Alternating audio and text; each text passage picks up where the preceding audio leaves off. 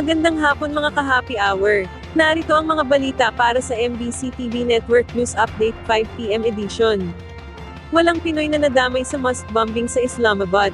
Walang nadamay na Filipino sa naganap na suicide bombing sa isang mosque sa Islamabad, Pakistan. Ito ay base sa pagkumpirma ng Department of Foreign Affairs matapos ang pakikipag-ugnayan nila sa nasabing bansa.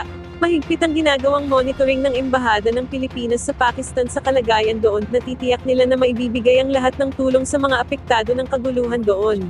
Magugunitang nasa 31 katao ang nasawi at 170 ang sugatan matapos ang suicide bombing sa loob ng mosque nitong araw ng Biyernes.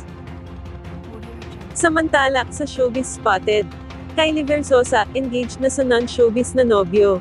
Engaged na ang aktres na si Kylie Verzosa sa non-showbiz boyfriend nito na si Emil Eriksen. Ibinahagi ito ng isang lifestyle magazine ang mga larawan ni 2016 Miss International kung saan suot nito ang isang engagement ring.